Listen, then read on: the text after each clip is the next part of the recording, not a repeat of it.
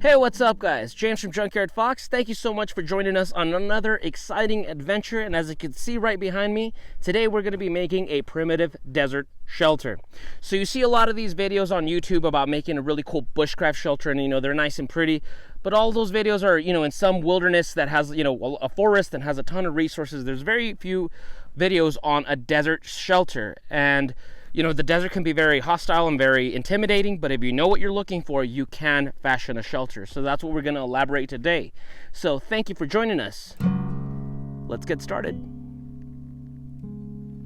So making a primitive shelter is going to be very useful. It's going to be your home away from home, temporary, in case, that 1 in a million chance that you did get lost in the wilderness and now you're in a survival situation. You want to protect yourself from the elements like the burning sun in the daytime, the cold winds at night. Or it could be like you came out here on purpose, whether you're bugging out, living off grid for some time, or like us, you'd like to get out to the wilderness and expand your skills and have adventures. Whatever the case may be, this is going to be your headquarters, your base camp. So you want to, once again, stay safe from the elements. Now, before we begin, let me just give a couple of ground rules. One is be sure that you're close by to your materials necessary. You're already looking at an investment of at least 3 hours to construct a shelter in the burning sun sometimes. Luckily, today's nice and gloomy, but you're already going to be sweating. You're going to be already, using up a lot of calories. So the last thing you want to do is walking farther to gather those things and then walking back. So be sure you're close by to the materials necessary.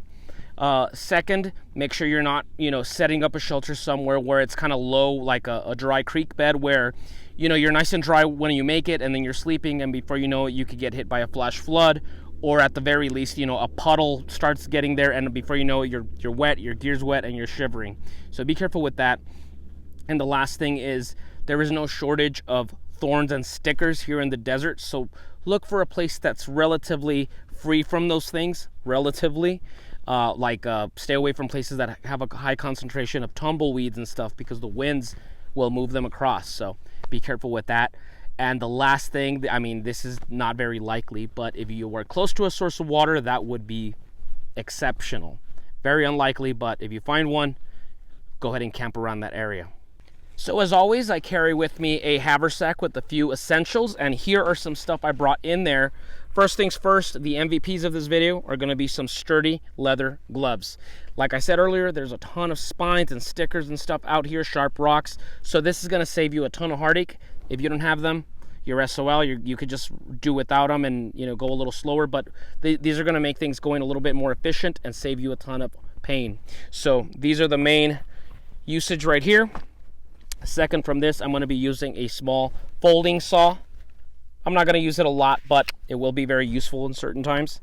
And lastly, I'm going to be using a small spade, like a little small hand shovel to scoop towards the end. But yeah, very small, very portable. As you can see, all these three things would fit easily in my haversack, and they would just be very efficient to carry. So let's get started.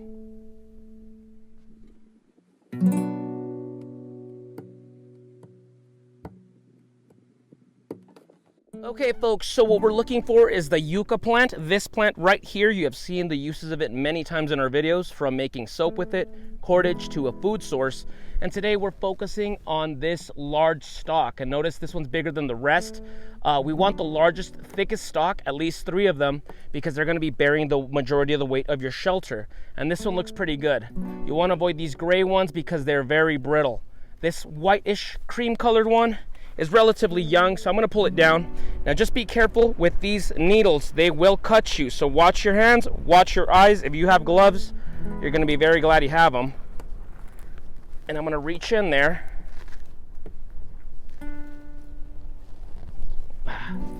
and pull down.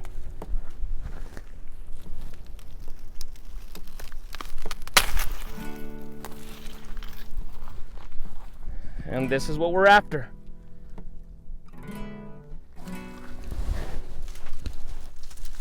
Pull down.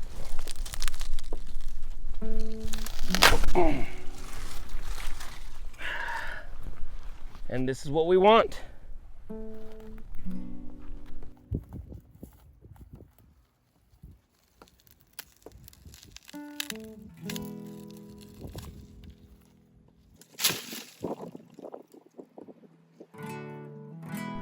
So we already gathered 3 very large, healthy stalks. Once again, those are going to be our main tripod that are going to be bearing the weight, so they need to be the thickest. The rest of them are just going to be support beams, so you can afford to make those smaller as long as they're not too deteriorated. Once again, when they're very old, they're very brittle. So you want something fairly strong, like this one. And we're going to need to gather, honestly, about 20 of these. It takes a lot to make a decently sturdy shelter. So lucky for us, yucca is everywhere. So we're going to gather some more. Afterwards, we're going to break all this end off. So let's get to it.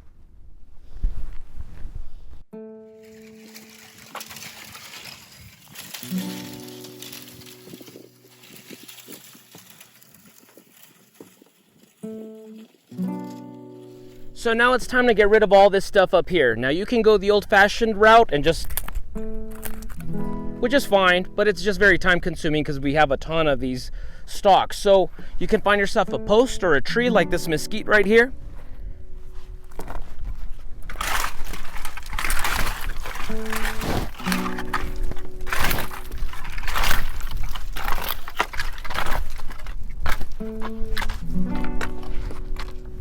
And though it's not perfect, the majority is there.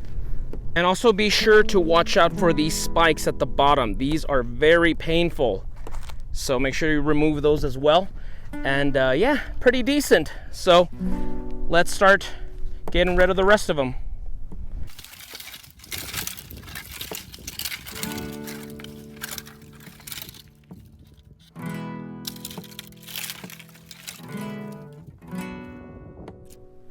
So now for our primitive cordage, we return to our good friend, the yucca plant. And these spikes, they make great primitive cordage. So what I'm gonna do is be careful with these spines. Once again, you don't wanna gouge your eye out here, but I'm gonna grab a couple. As you can see, I've done this already previously on the first shelter, and I'm just gonna saw through them and get a lot of this stuff. Also, once again, keep an eye out for the ends because they are pretty gnarly. You want to break these off, cut them off with your knife or with the saw, and get rid of them away from camp. You don't want to do it too close to camp where the breeze is going to take them over there, and when you're sleeping, you lay down on something like this. So we're going to get rid of all these, and we're going to cut much more of these so we have plenty of cordage.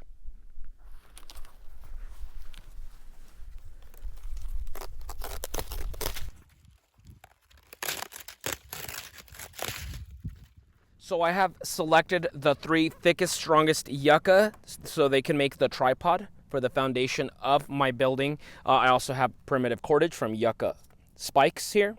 And we're not too far off from my first shelter. I'm hoping to return periodically to like hang out here and work on projects. So now we're going to have 2 shelters, one for me, one for Cuervo.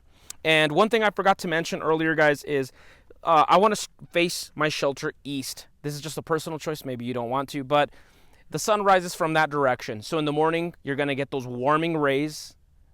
And then as it goes, afternoon, and then the hottest parts of the day over here, you are shielded from that burning sun as it settles in the west. So that's why I wanted this direction. So once again, we're going to start tying this together. I'm probably going to break some of this off because this is a little too high, and that's just too weak down there. So I'm going to break some of those off and start tying this together. So I sawed off about 1.5 feet from the tips of those stalks. They're over there. I threw them. They're going to be our pile for our firewood later on. And now I'm kind of just bending the yucca spikes so it can kind of just break down so we can tie this A-frame together.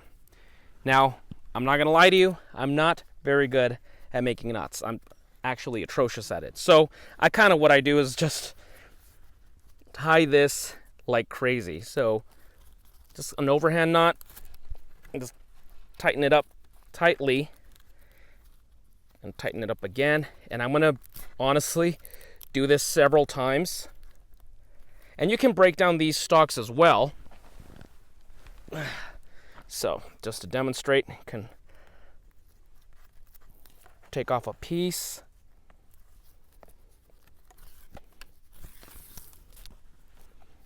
And like I said, I was kind of making it malleable here so it's not so stiff. And tie it together.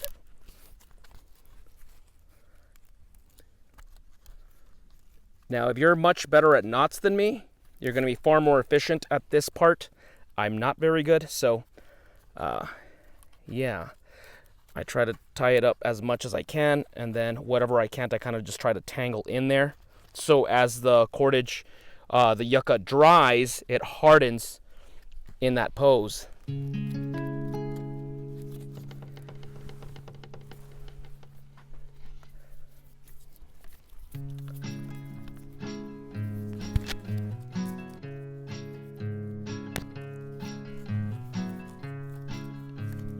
And yeah, I'm going to be stubborn as possible here because they have to be the strongest.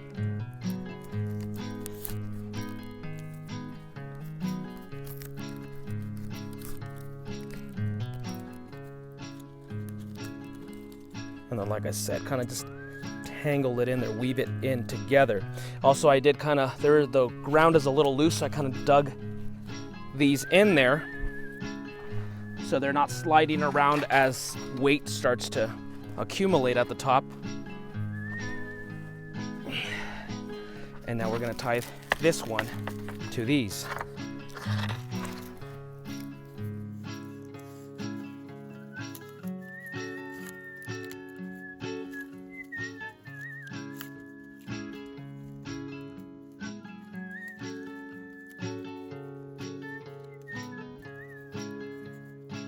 Okay, as you can see, it is a mess of a knot. It's just a tangle of cordage on there.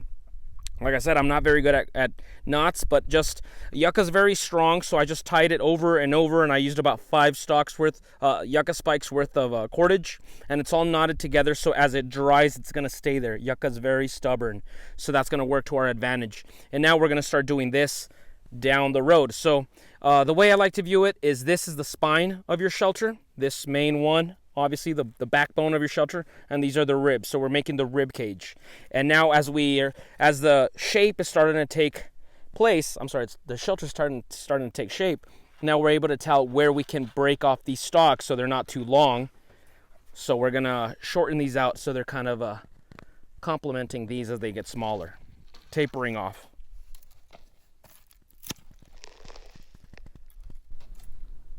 So 20 minutes later, this is what we have. So as you saw earlier, we set up the main tripod, which is the long stalk. It should be at least as long as your body because really you're going to be laying down in there. Not much room other than yourself and probably your pack or haversack.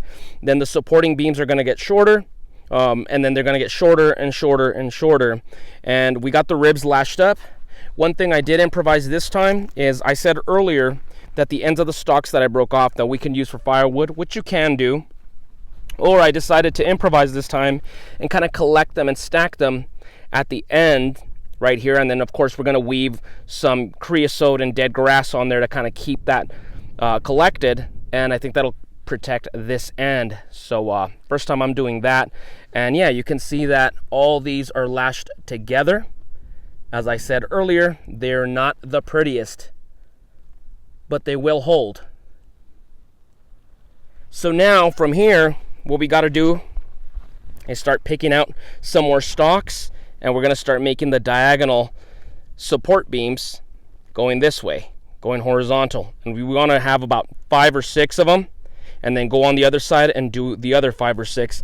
Each side we're looking at least 15 to 20 minutes. Like I said, this is a time-consuming project, but you probably don't have to get this thorough if you're really only going to be here for 1 or 2 days. Like I said, I'm trying to return to this area to, future videos and camping. So I want to make sure that this thing is really sturdy and it's going to stand the test of time. So time to get to it.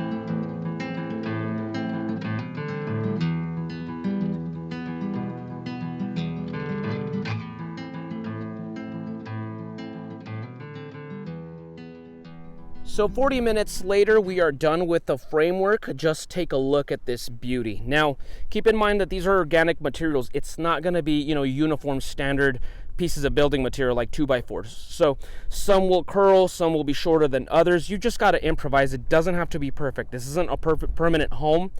This just has to take care of the job of just keeping you safe from the elements. So certain things like this, you can see that there's a gap here. That's fine. You can add an extra stick there if you like. For example, check this. This stalk was a little short, so I added a second smaller one and tied it together. You can do that. You can add extra pieces of yucca that aren't tied on there to just reinforce your roof. But the framework is done. So from here, we just got to go ahead and find some dead grass and creosote to start forming our roof. And really, it just has to be big enough to fit you, because you're trying to conserve your body heat in here. So this should just be big enough for me to fit in here, and most likely like my haversack or my backpack. But so far so good. So for the thatching of the roof, just find whatever you can find, like dead grass and stuff like that. Different times of the year will offer you different things like sage and whatever. But I'm not gonna be picky. Once again, I'm very glad I have gloves because there's a lot of stickers and stuff. You're bound to get a ton of little cuts from here. But just gather as much as you can, Whatever you think is enough, it's not nearly halfway enough. So you're gonna have to be doing this for quite some time. This is where something like a big, large trash bag or something would really come in handy to save you from going back and forth. But yeah, let's just gather what we can like this and get to it.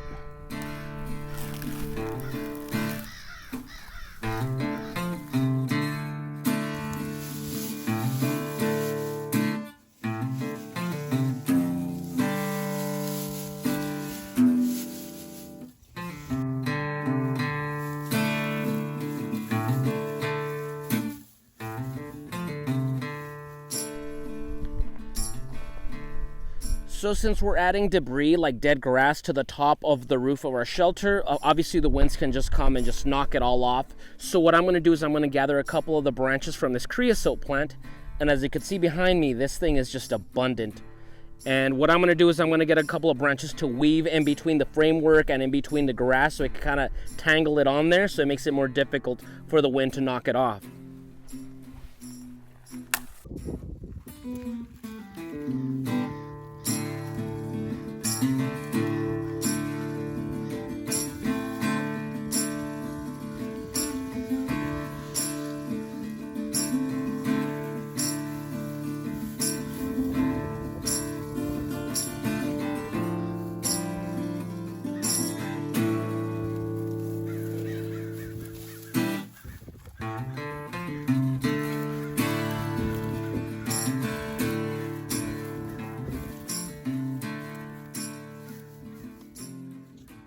As you start thatching your building, your shelter, start from the bottom and make your way up, like so. And like I said earlier, I'm tangling a little bit of this creosote on here every once in a while. It doesn't have to be perfect. Creosote is stubborn enough as it is, but it'll help keep this grass here, so the wind, like today's kind of windy, it won't be blowing this off when you're sleeping or something.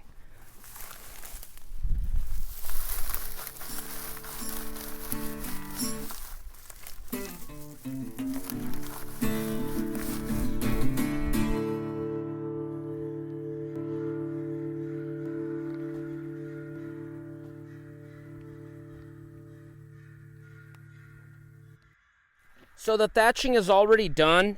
It's going to be good enough to keep out the wind and the sun. And now whatever's left over, just get imaginative. I don't want to leave all these extra yucca stalks left over that we didn't use just there on a pile. So what I'm going to do is I'm just going to place them on here, on the edges, and that's going to help just anchor that grass down so it doesn't fly away with the wind. Also, I did find some rocks. They're down here. And as you can see, I wedged them against the original framework of the shelter, so it's going to help anchor it as well as keep this grass from flying out from under here. So yeah, we're pretty much done out here. Well, an hour later, we have the thatching on our roof. It's not perfect, but it's going to be good enough to keep the winds out. It's going to keep the burning sun out of the way. Now we just got to make ourselves comfortable in here. So as you can tell, when we were thatching, a lot of the grass fell in here. Chances are there was already a couple of sharp rocks and whatever. Now, this isn't going to be, your best night's sleep. This is a survival shelter. But you want to at least be comfortable enough to rest. So what I'm going to do is I'm going to take my little spade, and I'm going to kind of, as you can see, I already started on the corner. I'm kind of digging the dirt a little bit outwards. Not too much, but enough where it's kind of protecting the edges of your shelter, kind of keep wind from getting in there or whatever. And then the rest I'm going to scoop out because I don't want to be resting on sharp rocks or creosote branches and stuff like that. So let's get to it.